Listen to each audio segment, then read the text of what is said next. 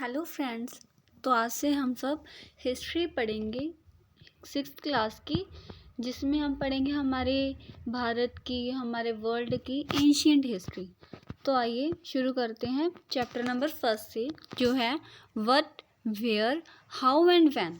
मतलब कि क्या, कब और कहाँ क्या कुछ हुआ।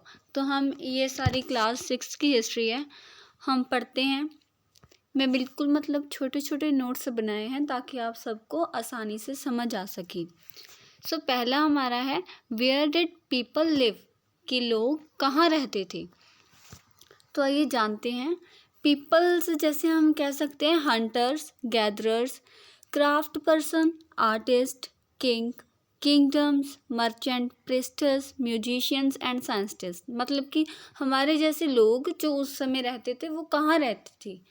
जैसे वो प्लेसेस थे, ज़्यादातर जो वो लोग थे ना, वो बैंक्स ऑफ रिवर, मतलब रिवर के किनारे रहते थे, जहाँ पर से उनकी वाटर की नीड, उनका खाने पीने का इंतज़ाम है ना, वो हो जाता था।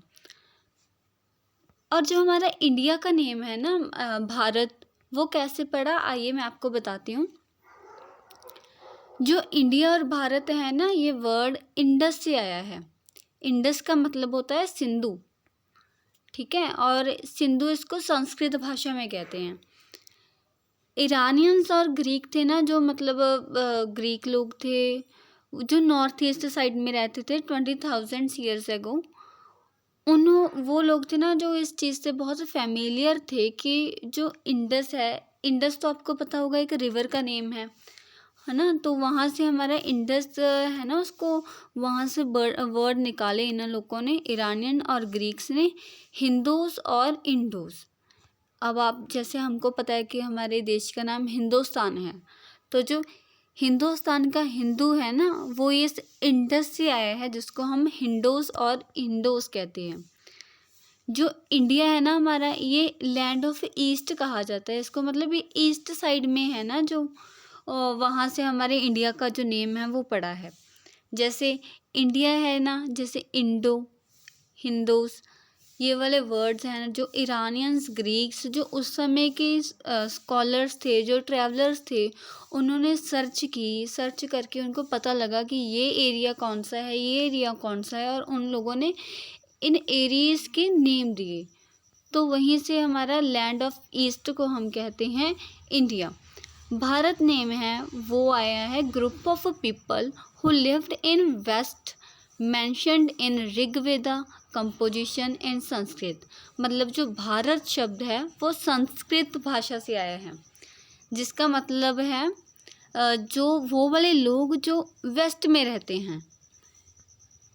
ये स्पेशली मेंशन किस चीज़ में है, ऋग्वेदा। हमें पता है ना कि हमारे संस्कृत के 4 वेद हैं इम्पोर्टेंट्स, उसमें से पहला वेद है ऋग्वेदा, जिसमें भारत का नाम आया है। भारत कैसे बना, भारत का नाम कैसे पड़ा, वो हमें इस चीज़ से यहाँ से पता चलता है। और उससे आगे हम पढ़ते हैं find out about the past. हमें पास्ट मतलब अपने जो गुजर चुका है उस चीज़ के बारे में कैसे पता चलता है, मतलब हिस्ट्री के बारे में कैसे पता चलता है। तो उसके लिए कुछ सोर्सेज होते हैं जहाँ से हमें पता चलता है, जैसे मैन्युस्क्रिप्ट्स हो गई, इंस्क्रिप्शंस हो गई, पेंटिंग्स हो गई, स्कल्पचर्स हो गए, ऑब्जेक्ट्स हो गए। अब मैन्युस्क्रिप्ट्स क्या होती हैं? मैन्युस्क्रिप्ट्स होती हैं, there are called manuscripts because they were written by hand. This is comes from the Latin word manu, meaning hand. These were usually written on palm leaf or on the specially prepared bark of tree known as birch, which grows in Himalayas. तो मैं आपको अगर shortly समझाऊँ तो ये manuscript होती है ना, मैन्युस्क्रिप्ट्स हम उसको कहते हैं जो हैंड रिटन हो, मतलब हाथ से लिखी गई हों, और अभी पास्ट में आपको भी पता है कि नोटबुक्स वगैरह तो तब होती नहीं थी। पेपर का निर्माण तो बहुत समय बाद हुआ है। तो उससे पहले ना जो पाम लीव्स थे, लीव्स होते हैं पत्तों पर लिखा जाता था। और ज़्यादातर क्या होता था, जो बार्क होती है ना, मतलब ट्री के जो ब्राउन ब्राउन एरिया है उसको निकाल कर उस पर लिखा जाता था। ये जो ट्रीज़ हैं ज़्यादातर हिमालयस में ग्रो होते थे, वहाँ से लेकर इनके ऊपर मैन्युस्क्रिप्ट्स हैं, कोई भी रिकॉर्ड वगैरह हैं, वो बनाए जाते थे। और अभी दूसरे नंबर पर आता है इंस्क्रिप्शंस। तो इंस्क्रिप्शंस क्या होती हैं? There are writings on relatively hard surfaces such as stone or metal. Kings got their orders inscribed so that people could see, read and obey them. यहाँ पर कहने का मतलब ये है इनका कि इंस्क्रिप्शंस वो होती हैं जो हार्ड सरफेसेस पर लिखी जाती हैं। फॉर एग्जांपल जैसे अशोका के टाइम पर जो पिलर्स थे या जो स्टोन्स थे, पहाड़ होते थे ना, वो पहाड़ों पर भी इंस्क्रिप्शंस की जाती थी। तो अगर हम किंग्स के टाइम की बात करें तो किंग्स ज़्यादातर इंस्क्रिप्शंस यूज़ इसीलिए करते थे ताकि लोग उनके ऑर्डर्स को देख सकें, पढ़ सकें और उन्हें मान सकें। ठीक है, क्योंकि अभी एक एक को जाकर ऑर्डर बताना तो मुश्किल हो जाएगा ना, इसीलिए हार्ड सरफेसेस पर उनके रूल्स एंड रेगुलेशंस वगैरह, कोई भी ऑर्डर जो किंग पास करता था उसको लिख दिया जाता था कि जो उसकी प्रजा है, जो पीपल हैं, उसको समझ सकें और उनको ओबे कर सकें।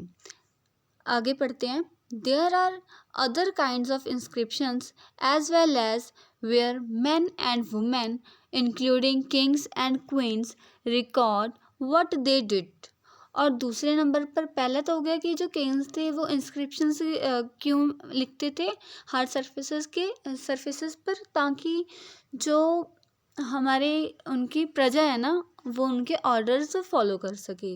और दूसरे नंबर पर इंस्क्रिप्शंस इसीलिए लिखी जाती थी ताकि जो किंग्स एंड क्वींस के रिकॉर्ड होते हैं, ज़्यादातर उनकी जीत के रिकॉर्ड्स, विक्ट्री के रिकॉर्ड है ना, जैसे किसी बैटल वगैरह में वो जीतते हैं, या कोई स्पेसिफिकली हिस्टोरिकल इवेंट जो जिसकी बहुत इम्पोर्टेंस हो, वो ज़्यादातर इंस्क्रिप्शंस में रिकॉर्ड किया जाता है।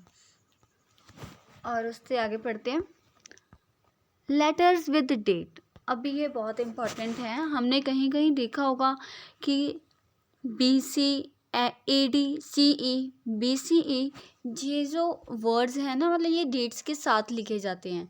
जैसे 25 ईयर्स BC है ना, या फिर हम कह सकते हैं 2000 ईयर्स अगो, 2000 AD।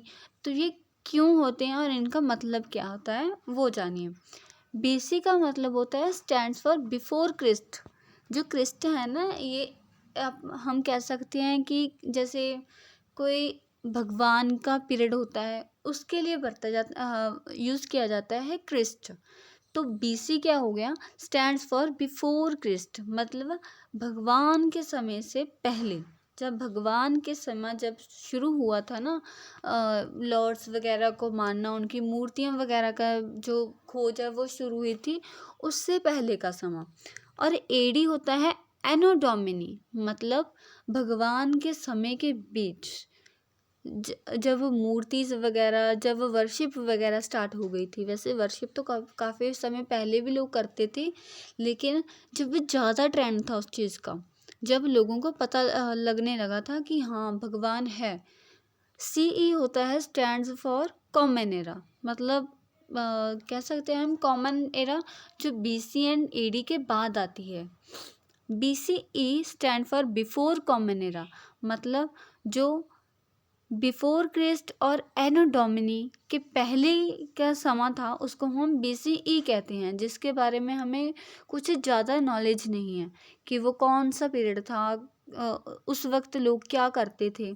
ओके, तो अभी हम आगे कुछ टर्म देखते हैं। टर्म जैसे आर्कियोलॉजिस्ट। आर्कियोलॉजिस्ट कौन होते हैं?